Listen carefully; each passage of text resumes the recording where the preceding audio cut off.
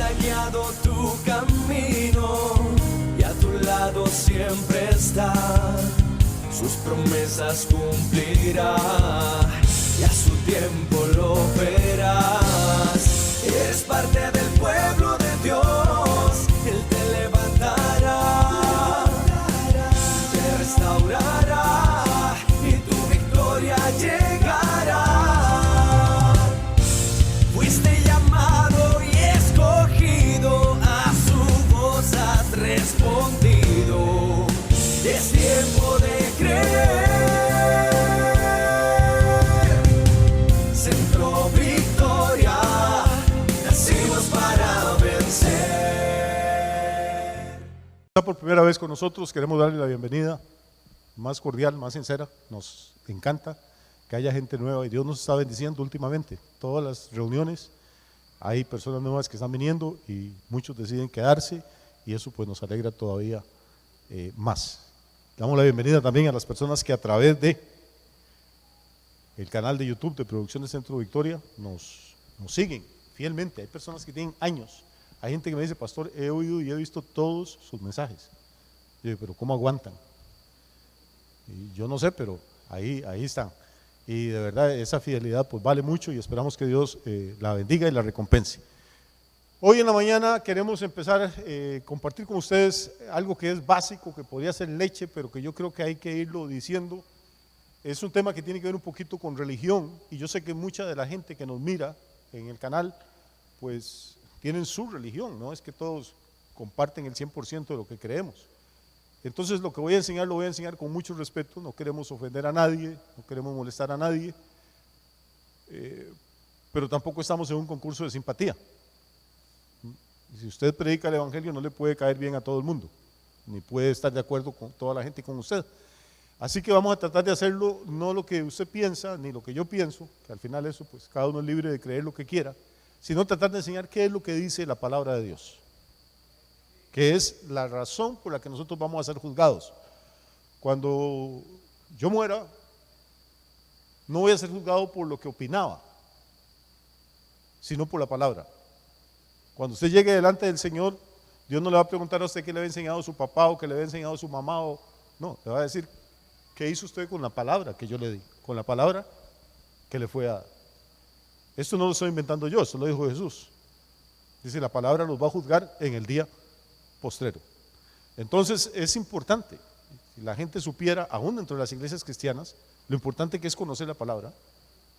Es como que usted fuera abogado y fuera a otro país y tuviera que presentarse a un juicio y no conociera los códigos de ese país, ni el sistema judicial, no supiera nada cómo hace. Y si usted se muere y nunca se preocupó por aprender la palabra, por estudiarla, y va a ser juzgado por esa palabra, ¿cómo va a ser? Entonces esta mañana vamos a abrir la Biblia en Mateo capítulo 16, yo creo que es un tema muy importante y creo que es un tema de mucha actualidad. Es un texto muy lindo, conocidísimo, incluso personas que nunca han leído la Biblia saben que este texto existe. En el capítulo 16 de Mateo, a partir del versículo 13. Vamos a empezar ahí y luego vamos a ir despacio por otras escrituras para ver si al final de la jornada nos queda un concepto un poquito más claro de qué es lo que la Biblia enseña respecto a este tema. Dice que viniendo Jesús a la región de Cesarea de Filipo, preguntó a sus discípulos diciendo, ¿quién dicen los hombres que es el Hijo del Hombre? Jesús viene de una gira de predicación y sus discípulos han andado por diferentes aldeas, también predicando, también echando fuera demonios, también orando por los enfermos, predicando el evangelio del reino. Y en cada pueblito donde entran y van en el nombre de Jesús, hablan de Jesús de Nazaret, la gente conoce que son discípulos y la gente tiene su opinión. Y cuando se reúnen al final de la gira y ya se están acercando a una ciudad famosa que se llamaba Cesarea de Filipo, entonces Jesús les pregunta a estos que vienen llegando, dice, ustedes que vienen de predicar por ahí, ¿qué escucharon? ¿Qué opinión tiene la gente del Hijo del Hombre? ¿Qué dice la gente de mí? Y los discípulos traen una serie de respuestas interesantísimas. Ellos dijeron, unos, Juan el Bautista. O sea, en algunos pueblos, o gente de algunos pueblos, creía que Jesús y Juan el Bautista eran la misma persona, cosa que nosotros sabemos que no era así. En otros pueblos, otras personas opinaron que Jesús era Elías. Elías se había ido de este planeta hacía 600 años, sin morirse.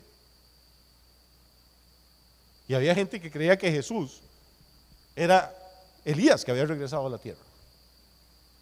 Y otros no creían que era Juan el Bautista, ni que era Elías, sino que era Jeremías. Jeremías es otro profeta famoso, ese sí se había muerto hacía como 625 años. Lo conocían como el profeta llorón. Bueno, imagínense, era llorón que escribió un libro que se llama Lamentaciones. Y fue un profeta que sufrió mucho, lo echaron a la cárcel, lo calumniaron. Entonces depende de lo que la gente conociera de la Biblia y lo que escuchaba acerca de Jesús, cada uno se iba formando su propia opinión. Juan el Bautista, Elías, Jeremías, y a otros no les parecía ni el Bautista, ni Elías, ni Jeremías, pero sí creían que era alguno de los profetas de antes. Los discípulos dan todos estos reportes, cada uno dependiendo de lo que escuchó en su pueblo. Y lo interesante es que una vez que Jesús oye los reportes, seguro sonríe y les dijo: ¿y ustedes quién dicen que soy yo? Y aquí viene la parte interesante. Esta gente son los discípulos de Jesús. Los ha mandado a predicar, les ha dado autoridad sobre los demonios, sobre las enfermedades, les ha dado poder. Y cuando Jesús le pregunta ¿qué piensa la gente de mí?, le sobran palabras. Elías, Jeremías, el Bautista, algún profeta. Pero ahora Jesús dice: bueno, no me interesa tanto lo que la gente piensa de mí. ¿Qué piensan ustedes? ¿Qué opinan de mí? ¿Quién quieren ustedes que soy yo? Y cae un silencio sepulcral. Ninguno de los que se sentía tan animado a contar lo que otros pensaban de Jesús se atrevía a decir lo que él pensaba. Y en ese silencio incómodo, porque hay silencios incómodos, al final uno se atreve a hablar. ¿Quién se atreve a hablar? Pues el que siempre hablaba, Pedro. Dice: y respondiendo Simón Pedro le dijo: tú eres el Cristo, el ungido, el Mesías. Tú eres el Cristo, el Hijo del Dios viviente. En este momento Pedro, que no era una persona preparada académicamente, que era un pescador, pero en este momento Pedro alcanza una altura sublime. O sea, Pedro logra ver en la personalidad de Jesús a alguien más grande que Juan el Bautista, más grande que Elías. Elías fue un hombre que resucitó muertos. Elías fue un hombre que fue arrebatado al cielo sin morir. Juan el Bautista era un hombre extraordinario. Jeremías era un santo de Dios. Pero lo que Pedro está diciendo es: todos esos se quedan cortos, Señor. Tú eres mucho más que un profeta. Eres nada menos que el ungido que Israel ha estado esperando durante siglos, el Mesías de Israel. Y no solo eso, eres el Hijo del Dios viviente. Yo creo que hasta Jesús se sorprendió. Y Jesús le respondió: bienaventurado eres Simón, hijo de Jonás, porque no te lo reveló carne ni sangre, sino mi Padre que está en los cielos. Por favor, póngame atención porque esto es importante. Lo que Jesús está reconociendo en este momento es que esa frase que Pedro acaba de pronunciar: tú eres el Cristo, el Hijo del Dios viviente, no la aprendió en una universidad porque nunca había ido a ninguna, no la aprendió en un colegio secundario porque no había en esa época, no se la enseñó su papá, no se la enseñó su mamá. Pedro es un judío, un pescador judío, y para un pescador judío afirmar que el Dios creador del universo tiene un hijo y que ese hijo es de carne y hueso, para usted y para mí es muy fácil decirlo, pero para un judío común y corriente esto es una blasfemia. Y Pedro se atreve a levantar la voz y decirlo en medio de todos los demás que callaban. Y Jesús dice: esto no lo puedes haber aprendido de carne y sangre, no te lo enseñó ningún hombre. Tiene que haber sido una revelación directa de mi Padre que está en los cielos. ¿Qué es la confirmación de lo que Pedro acaba de decir? Dice: tú eres el Cristo, el Hijo del Dios viviente. Y ahora Jesús dice que el que está en los cielos es el Padre de él. Entonces sí, él es el Hijo del Dios viviente. Amén. Hasta ahí vamos bien. El problema empieza de aquí en adelante, porque Jesús sigue hablando y le dice: yo también te digo que tú eres Pedro, y sobre esta roca edificaré mi iglesia, y las puertas del Hades no prevalecerán contra ella. Mateo 16, 18, este es un versículo que ha servido para contiendas, hasta para guerras. aunque usted no lo crea. Por discutir sobre este versículo han muerto cientos y miles de personas. Usted puede leer en cualquier libro de historia o busque en internet las guerras de religión en Europa, lo que pasó en Inglaterra, lo que ha pasado en muchos países. Este versículo que usted le pasa por encima cada rato dividió países enteros. Y entonces lo que vamos a tratar de hacer hoy es casi que en un sentido metafórico, figurado, quitarnos los zapatos y con mucho temor de Dios y con mucha reverencia entrar a analizar qué es lo que Jesús dijo. Porque el problema que hay no es con la Biblia. Los adventistas tienen la misma Biblia que usted usa, los testigos de Jehová tienen Biblia, los mormones leen la Biblia, los católicos tienen Biblia, los evangélicos tienen Biblia. Tenemos la misma Biblia. ¿En qué diferimos? En la forma en que la interpretamos. Entonces no es el texto de la Biblia el problema, el problema es la interpretación que se le puede dar a ese texto. Y hay toda una ciencia, no me quiero meter en eso ahorita, que habla de hermenéutica, de exégesis y otras cosas, que le da a uno herramientas para poder interpretar un texto. Pero por ahora vamos a ir despacito, tratando de hacerlo con buena letra. Si Jesús se hubiera quedado calladito, en el versículo 17, no tendríamos tanto problema. Pero dijo el 18. Y de este versículo 18, algunas personas, hace 1700 años, tomaron una idea. Interpretaron el versículo 18 de tal manera que Jesús le estaba diciendo a Pedro que Pedro iba a ser la roca sobre la que Jesús iba a fundar su iglesia. Y de ahí deducen que Pedro fue nombrado papa por Jesús, aunque esa palabra no aparezca en este versículo ni en ninguna otra parte de la Biblia, y que como papa recibió las llaves del reino de los cielos. Entonces, en la religiosidad popular, Pedro se muere, va al cielo, y la gente se lo imagina que está en el cielo con una túnica blanca en la puerta del cielo, con un llavero. Y que cuando alguien muere, tiene que pasar primero por donde Pedro, a ver si Pedro le abre la puerta del cielo, usted entra. Y si no habían comprado el tiquete, se queda afuera. Y luego siguieron elaborando esta doctrina del papado, y entonces el Papa empezó a recibir una serie de títulos. Cristo en la tierra, el vicario de Cristo en la tierra, el sumo pontífice, o sea, el sacerdote más alto, el que tiene el poder para sacar almas del purgatorio con las indulgencias. Y empezaron a atribuirle a un hombre de carne y hueso una serie de poderes y de autoridades que en ningún momento pasaron ni por la mente de Jesús, ni por la mente de Pedro, ni ninguno de los apóstoles que estaban ahí. Y vamos a ir despacio para tratar de demostrar esto. Note, volvamos al versículo 17, por favor, para ir viendo qué es lo que está pasando.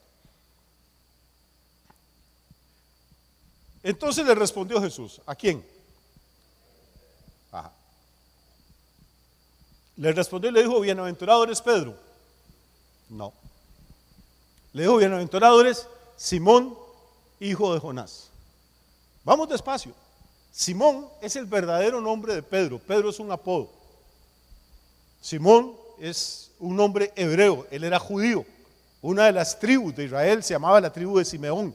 De ahí viene el nombre de Simón, que es un nombre judío, y significa una caña, algo que el viento mueve, un junco, que el viento puede mover para cualquier lado.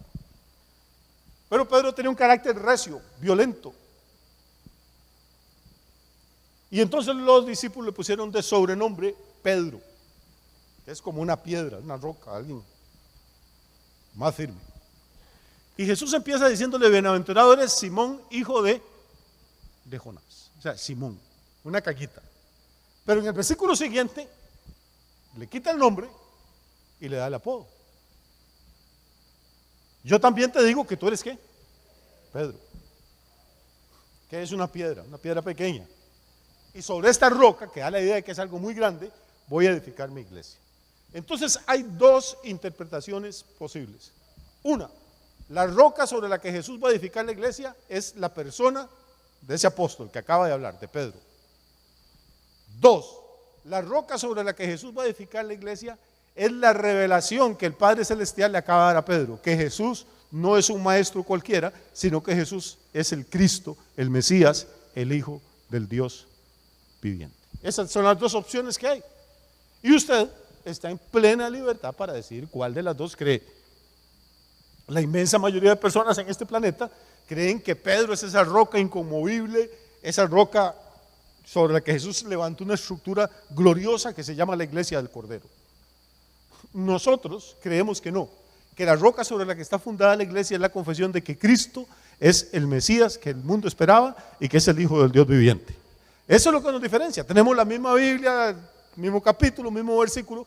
Lo que nos distingue es que lo interpretamos de maneras diferentes. Ahora yo voy a tratar de explicar, no sé si lo voy a lograr, pero tratar con la ayuda del Señor de explicar por qué creemos lo que creemos, por qué interpretamos este versículo de esta manera.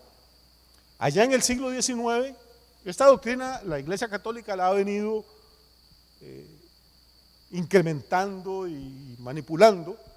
Ya en el siglo XIX salió una doctrina que si usted es católico y no la cree, pues no es católico, que dice que el Papa es infalible cuando habla ex cátedra, es decir, cuando habla de asuntos que tienen que ver con la fe y con la doctrina. Porque como Jesús le dijo a Pedro, tú eres Pedro y sobre esta roca edificaré mi iglesia, el Papa es infalible. Como Jesús dijo eso, Pedro está en el cielo abriendo el portón para que la gente entre o salga. Como Jesús dijo eso, Pedro se convirtió en el sumo sacerdote. Toda esta doctrina tiene una serie de huecos, de fallas, pero una de las más importantes es, supongamos que es cierto, que Jesús le dijo eso a Pedro y que significa lo que usted cree que significa, que Pedro es la roca sobre que está. Pero hermano, Pedro se murió 20 o 30 años después. ¿Y cuándo en la Biblia dice que Pedro le dio ese poder a nadie? ¿O dónde dice Jesús que Pedro le puede traspasar esa autoridad a ninguna persona? Aunque hubiera sido a Pedro, se hubiera muerto con Pedro. En realidad no puede Dios edificar una iglesia que sea eterna sobre un hombre que le quedan 20 o 25 años de vida. Tiene que edificarla sobre un fundamento eterno. ¿Y cuál es el fundamento eterno? Que Jesús es el Hijo del Dios viviente. Eso era verdad hace 3,000 millones de años, es verdad hoy y será verdad por toda la eternidad. Porque Dios no cambia, es el mismo ayer, hoy, por todos los siglos. Dios no está declarando a Pedro aquí la base de nada, ni el fundamento de nada. Es la revelación que el Espíritu Santo que le acaba de dar a Pedro de quién es verdaderamente Jesús. Y hay un momento en su vida y en la mía en que el Espíritu Santo tiene que venir a nosotros y darnos esa revelación. Llega un momento en que usted se da cuenta que ni sus obras, ni su religión, ni su familia, ni su dinero, ni nadie lo puede salvar. Y de pronto Dios le abre el entendimiento y usted ve a Cristo como el Cordero que fue ofrecido por los pecados del mundo y por los suyos, y lo recibe como su Salvador y como su Señor, y su vida cambia, pasa de muerte eterna a vida eterna. Yo me imagino a los otros 11 discípulos, dijeron, qué torta por quedarnos callados, y este Pedro siempre se nos adelanta y nos robó el mandado. Y ahora Jesús le acaba de decir esas cosas tan bonitas y a nosotros no nos dijo nada. Y también imagino a Pedro, de pronto como que se empieza a hinchar, y vuelve a ver a los otros 11 y dice, ¿quién era el vivo entonces? ¿Ustedes o yo? No crean que estoy bromeando, los discípulos vivían discutiendo entre ellos a ver quién era el mayor y a quién iban a nombrar en algún puesto en el reino. Y de pronto Pedro parece que se les adelanta a todos.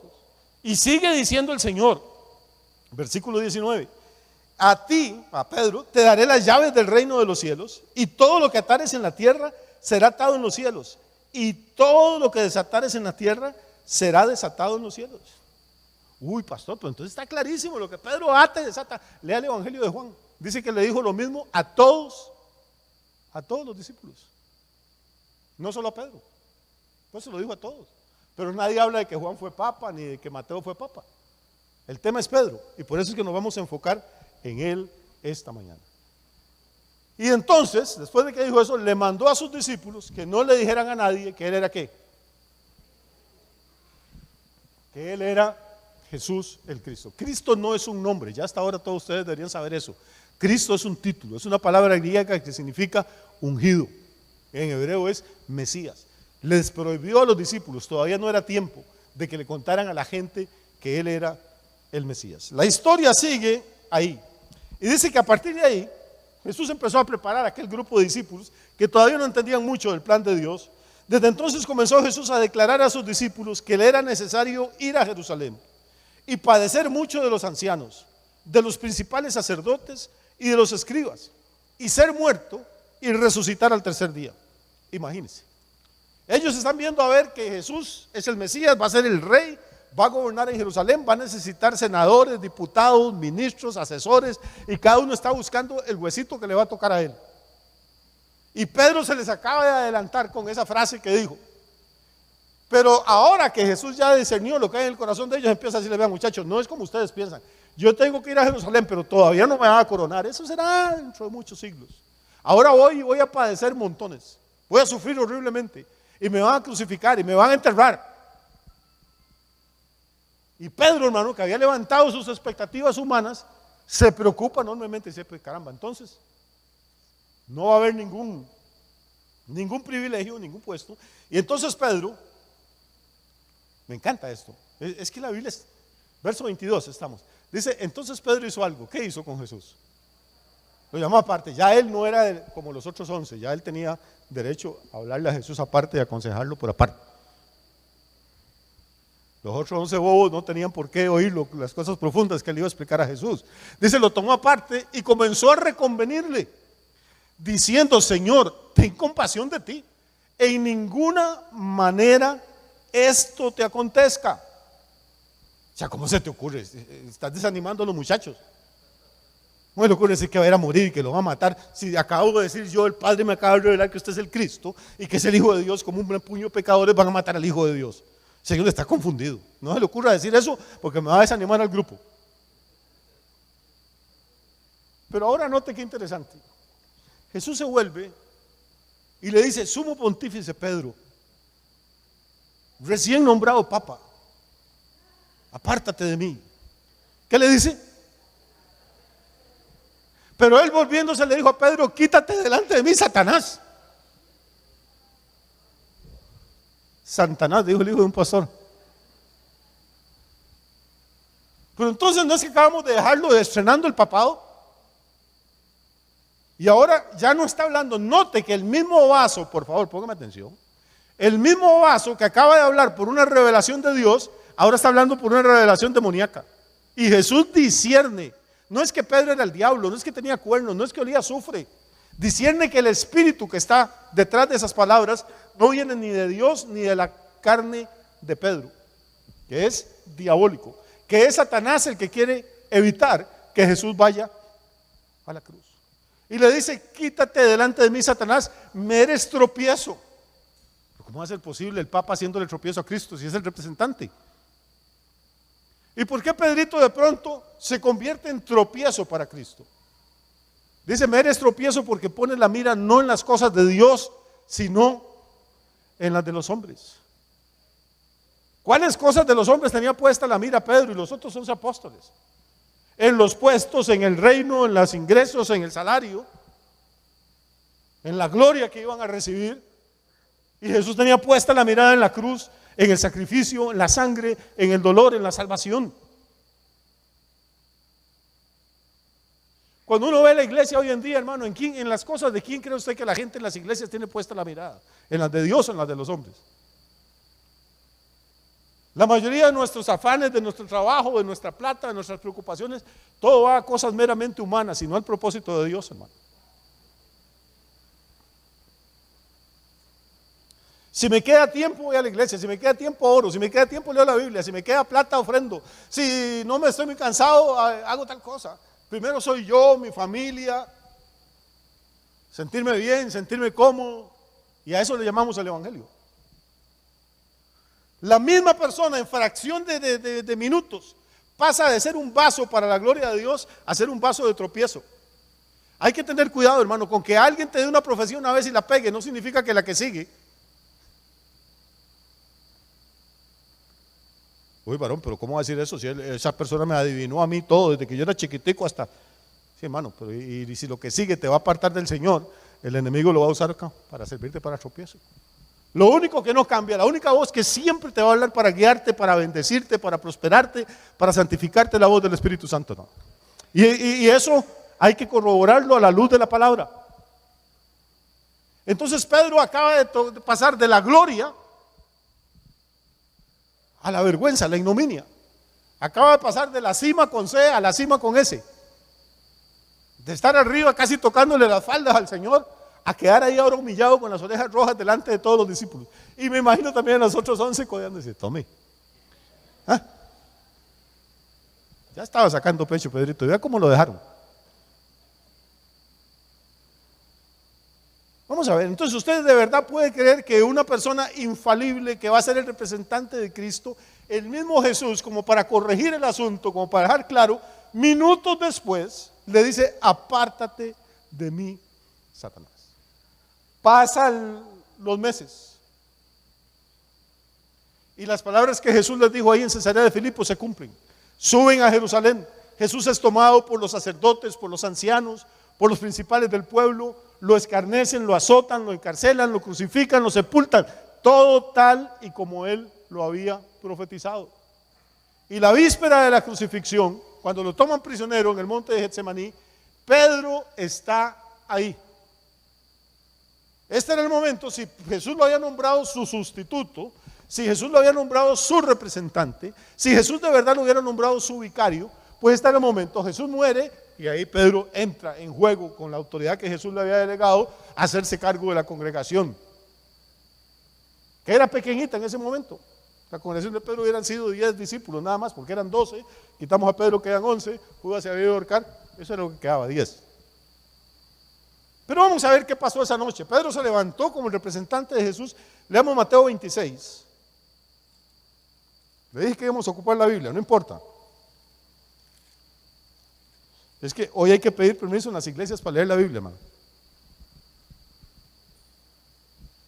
Porque hablan de cualquier cosa menos de la Biblia. Entonces, Mateo capítulo 26, el versículo 69. Dice: Pedro estaba sentado fuera en el patio. Esta es la noche que toman a Jesús, lo acaban de llevar preso. Pedro estaba sentado fuera en el patio y se le acercó una criada diciendo: tú también estabas con Jesús el Galileo. Mas él negó delante de todos. ¿Quién es él? Pedro. Dice: negó delante de todos diciendo: no sé lo que dices. Y saliendo él a la puerta, le vio otra criada, y dijo a los que estaban allí: también estaba con Jesús el Nazareno. O sea, sapos ha habido siempre, y zapas. Lo que está diciendo es: agárrenlo, también es cómplice de ese que acaban de agarrar preso. Yo lo conozco, andaba con Jesús. Pero él negó otra vez con juramento, diciendo: no conozco al hombre. Note, la primera vez niega, la segunda vez jura. Negó con juramento y dijo: no conozco al hombre. Al hombre que pocas semanas atrás había dicho: eres el Cristo, el Hijo del Dios viviente. Pedro está apurado por irse, hermano. Lo acaban de identificar en el patio y ahora va saliendo por la puerta y lo ve otra criada y lo reconoce. Y un poco después, acercándose los que por allí estaban, le dijeron a Pedro: verdaderamente también tú eres de ellos, porque aún tu manera de hablar te descubre. Los galileos hablaban y pronunciaban un poco diferente al resto de personas. La gente los podía oír hablar y sabía de dónde era. Como escuchamos hablar castellano a un nicaragüense y sabemos que es nicaragüense, habla diferente a nosotros. Nosotros hablamos distinto a los panameños. Es el mismo idioma, pero los acentos y los modismos son diferentes. Y ahora ya no son dos criadas nada más, un grupo de personas dice: claro que tú eres Galileo y claro que estabas con ellos. Y entonces él comenzó a maldecir y a jurar: no conozco al hombre. Perdón. La primera vez niega, la segunda vez jura, la tercera vez maldice.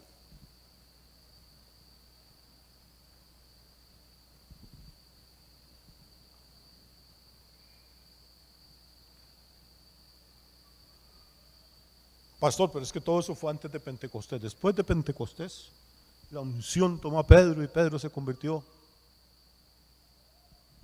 en el Papa y el Señor le dio las llaves. Yo quiero pedirle a los muchachos que me ayuden con una imagen para que ustedes las vean. Ustedes saben que la bandera del Vaticano, el Vaticano es un estado.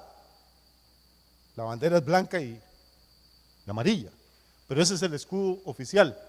No sé si ustedes lo ven bien de allá. El escudo tiene como un gorrito arriba.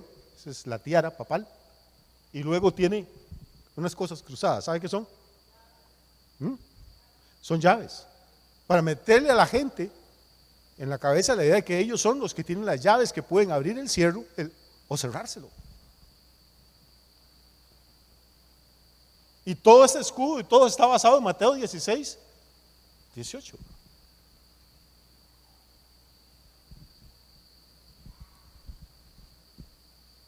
Pero ¿qué pasa después de Pentecostés? Sabemos que Jesús resucita y sabemos que Pedro se había apartado, ni siquiera andaba con los otros 10 discípulos. Y Jesús resucita y le dice a las mujeres, vayan y le dicen a mis discípulos y a Pedro, que voy adelante de ellos a Galilea, que lo espero allá. Tuvo que decir mis discípulos y a Pedro, porque ya Pedro nadie lo consideraba ni como papa, ni siquiera como discípulo. Pero si no entendemos esto, hermano, viene el día de Pentecostés y Pedro se levanta ese día y predica. Predica Pedro el primer sermón en la historia de la iglesia. La iglesia de Cristo nació el día de Pentecostés, en un aposento alto en Jerusalén, donde había unas 120 creyentes, hombres y mujeres, dentro de ellos María, la madre de Jesús, los hermanos de Jesús. Y ahí hablaron en lenguas, no las que hablan en las iglesias, sino en idiomas. Hablaron en árabe, en cretense, en medo, en latín, en griego. Gente que no sabía de malas hablaban hebreo, empezaron a hablar en idiomas que no conocían y miles de personas se convirtieron ese día. Y el que predicó el primer sermón fue Pedro. Pedro ese día le abrió usó las llaves y le abrió las puertas del reino, de la iglesia, a los judíos. Todos los que se convirtieron eran judíos. Y si usted va al capítulo 10 de los Hechos, Pedro es enviado por Dios a la casa de Cornelio, un romano, y predica el evangelio, y ahí también desciende el Espíritu Santo, y ahí también profetizan, y ahí se convierten por primera vez gentiles. Entonces Dios usó a Pedro para abrirle las puertas de la iglesia a los judíos primero y a los gentiles también. Esas son las dos llaves. No es que está arriba en el cielo con una bata diciendo quién se salva o quién se pierde. Si usted está en Cristo no necesita a Pedro para nada. Cristo es más que suficiente. En Él usted está completo. Pedro no va a decidir si usted se va al cielo o al infierno, porque Pedro no murió por usted. El que murió por usted se llama Jesús de Nazaret.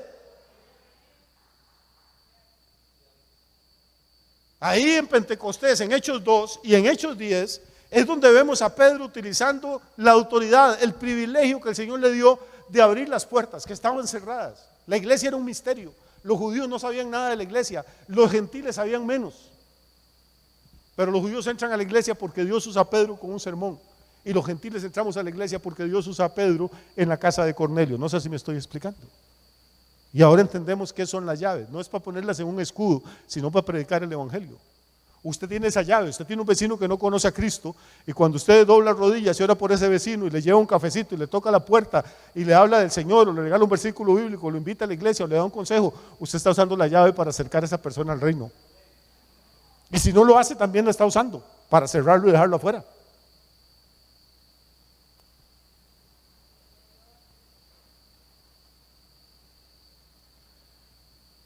Vamos a ir a Hechos capítulo 15. Hoy nos vamos de aquí tarde. Bueno, yo por lo menos.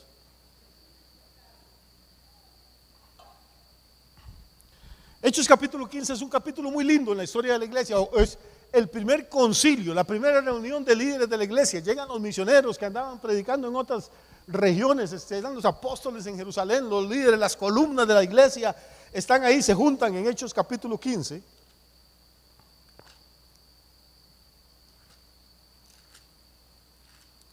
Y ocurre una cosa muy interesante, hermano. Vamos a ver.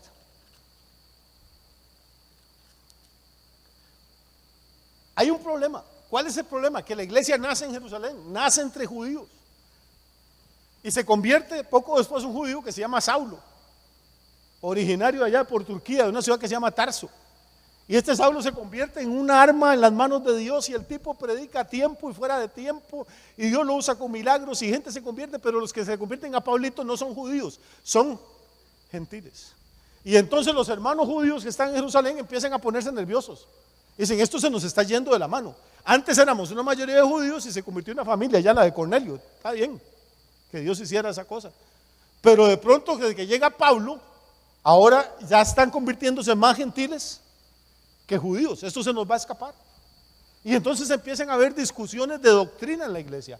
¿Qué hacemos con estos gentiles que se convierten? Trabajan los sábados, es decir, violan el día de reposo, no son circuncidados, comen chuletas y chicharrones. Esa gente no puede ser salva. Si no se circuncidan, si no guardan el sábado, si no se someten a las leyes dietéticas del Antiguo Testamento, por más que digan que aceptaron al Hijo del Dios viviente como Mesías, no son salvos. Necesitamos reunirnos para decidir qué vamos a hacer con esta gente Y entonces se juntan, repito, todas las cabezas de la iglesia, todos los líderes, los misioneros, los pastores, para orar y para debatir a ver qué se va a hacer con toda esta masa de gentiles que se está convirtiendo a Cristo. Y hermano, de lo que salió en esa reunión dependía el futuro de nosotros. Si en esa reunión hubieran dicho que hay que circuncidarse, guardar el sábado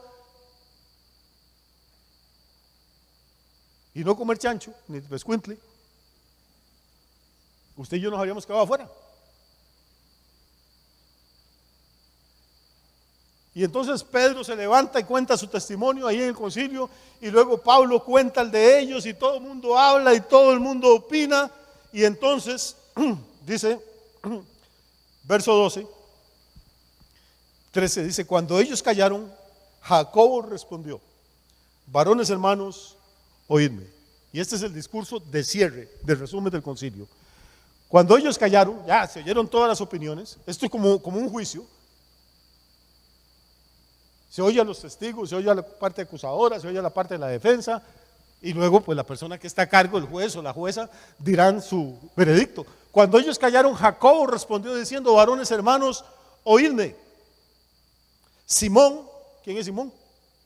Pedro. Simón ha contado cómo Dios visitó por primera vez a los gentiles para tomar de ellos pueblo para su nombre. ¿Cuándo lo visitó por primera vez a los gentiles? Cuando Pedro fue a la casa de Cornelio. Y luego sigue hablando Jacobito, y en el versículo 19 dice: por lo cual yo juzgo que no se inquiete a los gentiles que se convierten a Dios, sino que se les escriba que se aparten de las contaminaciones de los ídolos, de fornicación, de ahogado y de sangre. Note en este juicio quién es el juez. ¿Es Pedro la autoridad de la iglesia? ¿Es Pedro? No, Pedro era uno de los testigos, acaba de dar un informe. Y el que se levanta, el que tiene la sartén por el mango, el que tiene la autoridad delegada por Dios para ser el pastor de esa iglesia, de la única iglesia que hay en ese momento, se llama Jacobo, no se llama Pedro. Y él dice: ya oímos a Simón, ahora que oímos a Simón, yo juzgo.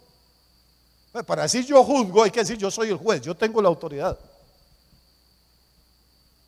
En ningún momento Jacobo solamente dice: vamos a ver lo que dice el sumo pontífice, vamos a ver qué dice el Papa Pedro I.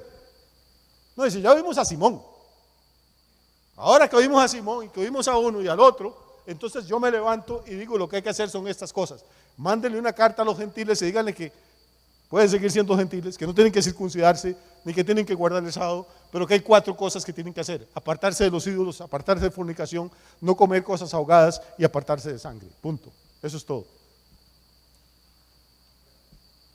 Yo sé que hay muchas opiniones también con respecto a esto, pero una de las razones por las que yo no como morcilla: pastor, es que es riquísima, mi esposa la hace, bueno, que la haga como le da la gana, yo no voy a comer. La Biblia dice que hay que apartarse de sangre, yo no como sangre.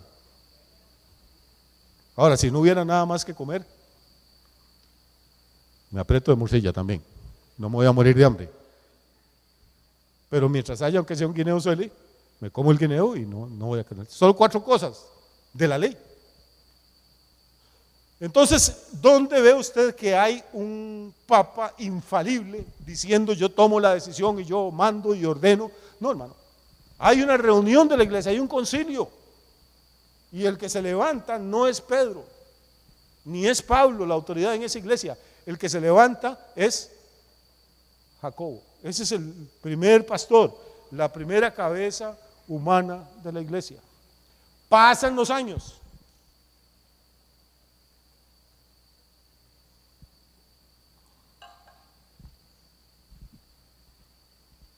El tiempo pasa, dijo Pablo Milanés. Pasan los años, pasa el tiempo.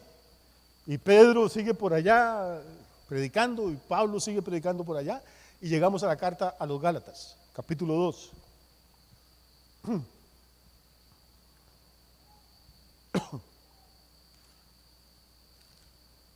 Gálatas capítulo 2. Pablo le escribe a una iglesia en la zona de Galacia, por eso se llama carta a los Gálatas. Y esta iglesia está siendo visitada por gente de Jerusalén. Y esta gente de Jerusalén no habían quedado contentos con la declaración que había dado Jacobo. Estos eran judíos de hueso colorado que dijeron, no, a mí no me importa lo que diga Jacobo, hay que guardar la ley, hay que circuncidarse, hay que hacer todo. ¿Cómo es eso? Que solo abstenerse de los ídolos, de ahogado, de fornicación y de sangre. No, señor, hay que guardarlo todo. Y empiezan a visitar las iglesias que Pablo había fundado y a decirle, está la gente que la Biblia conoce como judaizantes. Querían que los gentiles, después de haber aceptado a Cristo, tenían que guardar o cargar todo el yugo de la ley judía, de la religión judía. Y le visitan las iglesias que Pablo ha fundado en Galacia, y entonces Pablo se molesta mucho. Se molesta mucho porque estos judíos tan religiosos, tan estrictos con su religión, para ellos era pecado comer con alguien que no fuera judío. ¿Puedes respirar un momentito? Respire, respire. Ok. Déjeme explicarle una cosa porque tal vez nosotros no entendemos esto. Esta gente era tan religiosa que para ellos todo el que no era judío era inmundo. Entonces no podían comer a la par de un gentil porque ellos quedaban inmundos. Yo les conté de un rabino al que su discípulo le preguntó y le dijo, Rabí, si solo los judíos nos vamos a salvar, ¿para qué Dios creó a los gentiles? Y el rabí lo volvió a ver y le dijo, para que sirvan de leña en el infierno. Eso es religión. Y usted no puede ser pastor. Bueno, ocurrió hace 2000 años, pero hace 40 años la gente pegaba cartelitos en la casa que decía, a los evangélicos no les compre, no les venda, no los deje entrar a su casa.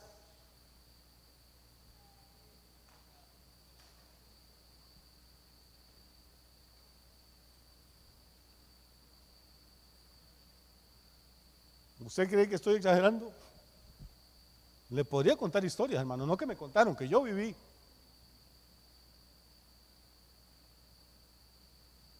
No los reciba, no les hable. Aquí en Costa Rica, hermano, vino un gringuito en el año 1800, estaba don Braulio Carrillo de presidente o de dictador en esa época. Y vino un gringuito a hacer negocios y se murió en Cartago. Murió en Cartago en la casa de un médico gringo. Y de ella, el médico el doctor gringo, prepara el cadáver y lo envuelve y todo para llevarlo al cementerio en Cartago y sepultarlo, hermano. Y el cura de Cartago agarró a toda la gente, agarró los santos, la cruz, el incienso, hicieron una marcha y bloquearon el cementerio para que no pudieran enterrar a un protestante ahí.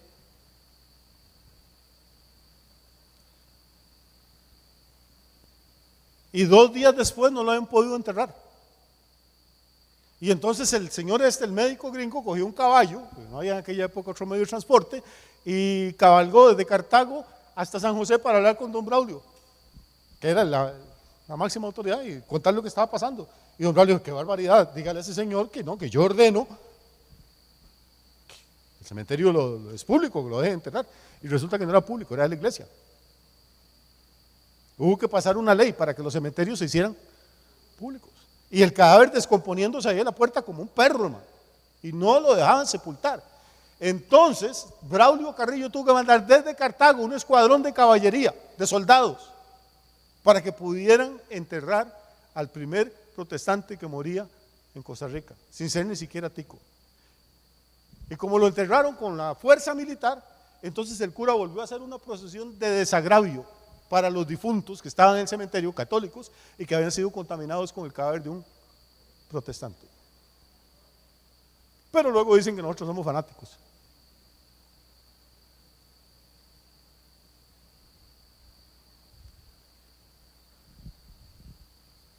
Entonces esa era la situación con los judíos en esa época. Eso no era que no los podían enterrar. Acuérdense qué hicieron con la plata, que las 30 monedas que le dieron a Judas por entregar a Jesús. ¿Se acuerdan lo que hicieron? Judas las fue a devolver para que las echaran al templo, y esos señores eran tan rectos que dijeron, ese es dinero de sangre, no se puede echar al templo, compremos un lote para enterrar a los extranjeros, o sea, a los gentiles. ¿Por qué? Porque no los podían enterrar en el mismo lugar que enterraban a un judío, menos comer. Y resulta que Pedro fue a visitar la iglesia en Galacia, la había visitado, esas iglesias. Y cuando estuvo en Galacia, Pedro, que era bueno para el diente, comía con los hermanos gentiles, gálatas. Traiga otra chuleta, traiga más chicharrón, eche para acá. Y lo invitaba a una casa y comía con ellos y hacían una fiesta y iba a comer. Cuando de pronto empiezan a llegar la gente de Jerusalén, de la iglesia de Jerusalén, los judaizantes. Y cuando Pedro se da cuenta que están llegando, dice: qué torta, estos me ven comiendo con estos gentiles y van y me acusan con Jacobo. Entonces se apartó y ya no aceptó más invitaciones. El Papa. Vamos a ver qué opina Pablo de eso. Gálatas capítulo 2, versículo 11. Dice: pero cuando Pedro vino a Antioquía, le resistí cara a cara, porque era de condenar. Pero ¿cómo es eso, hermano? Pablo, que no es papa, resiste a Pedro, que es el papa. Y no solo lo resiste, dice que lo que el primer papa hacía era de condenar. ¿Quién se atreve a decirle eso a un papa hoy en día? Algunos lo han hecho y los echan de la iglesia simplemente. Monseñor Lefebvre en Francia, cualquier otro que se atreva a levantar la voz simplemente lo silencian. Pero Pablo dice: no, Pedro vino aquí, dice, y lo que estaba haciendo era de condenar, y le resistí cara a cara. Dice: pues antes de que vinieran algunos de parte de Jacobo, comía con los gentiles, pero después de que vinieron, se retraía y se apartaba, porque tenía miedo de los de la circuncisión. Y en su simulación participaban también los otros judíos, de tal manera que aún Bernabé fue también arrastrado por la hipocresía de ellos. ¿Qué dice Pablo que era lo de Pedro? Hipocresía. Por Dios, ¿quién se atreve a hablarle así a un papa? A resistirlo, a condenarlo, a decir que es un hipócrita y que está contaminando a Bernabé y a los demás. Y sigue, verso 14. Pero cuando vi que no andaban rectamente conforme a la verdad del evangelio, le dije a Pedro: si tú, siendo judío, vives como los gentiles y no como judío, ¿por qué obligas a los gentiles a judaizar? Entonces Pablo dice: vi a Pedro y no estaba caminando conforme a la verdad del evangelio. Ya el día de Pentecostés había pasado hacía años. Entonces, ¿cómo va a ser este hombre, hermano? Al que Jesús le dice: apártate de mí, Satanás, que niega, jura y maldice en contra de Jesús y dice: no conozco a ese hombre. ¿Cómo va a ser este hombre al que Pablo reprende y resiste cara a cara y dice que lo que hacía era condenable y que era un hipócrita? ¿Cómo va a ser el primer papa? Y aunque hubiera sido, ¿dónde dice que Jesús le dio el poder de transmitirle eso a nadie más? Obviamente, hermano, el cimiento sobre el que está construida la iglesia no puede ser un hombre que se equivoca tanto como Pedro. Pedro era un santo de Dios con todos sus defectos, era un hombre al que Jesús amó entrañablemente y que ahora está en el cielo, en la gloria del Padre, disfrutando con su maestro. No tengo la menor duda de eso. Pero fue un discípulo que se equivocaba como usted o como yo, que nunca pretendió tener autoridad sobre nadie, que nunca pretendió gobernar la iglesia, que se sujetó a la autoridad de Jacobo, que tuvo que ser confrontado cara a cara por Pablo, como se hablan las cosas entre la gente de Dios, cara a cara y no a la espalda. Pero de ahí, hermano, la iglesia católica sacó que era el sumo pontífice Pedro. Así le dicen a los papas, el sumo pontífice. ¿Sabe qué quiere decir sumo pontífice? Quiere decir el máximo sacerdote. Mire, con todo el respeto por lo que usted cree y con todo el amor del mundo se lo diga, decirle a un hombre que es el sumo pontífice es una blasfemia. Lea el libro de los Hebreos, dice: nosotros tenemos un sumo sacerdote que traspasó los cielos.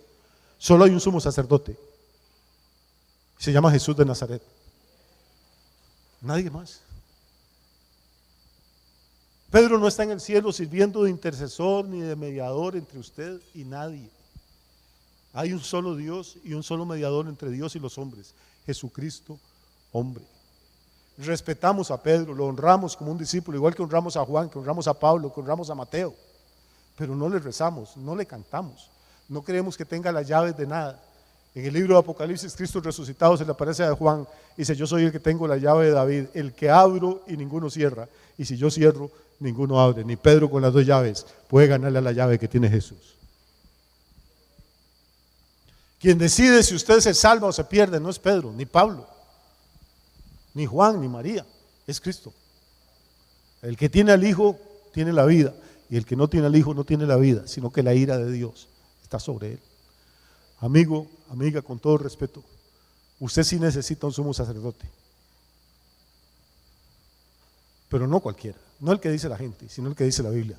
Dice: tal sumo sacerdote nos convenía, santo, inocente, apartado de los pecadores y hecho más sublime que los cielos. Se llama Jesús de Nazaret, y Él está esperando que usted venga a Él, y al que a Él viene, Él no le echa afuera. Damos gracias a Dios por la vida de Pedro, damos gracias a Dios por la vida de Pablo, damos gracias a Dios por la vida de todos estos santos hombres y santas mujeres de Dios, pero nuestros ojos no están puestos en ellos, hermano, están puestos en Jesús, el autor y consumador de la fe. Que Dios les bendiga, que tengan una semana extraordinariamente bendecida, que Dios les acompañe en todo lo que hagan, que la pasen bonito. Nos vemos si Dios quiere.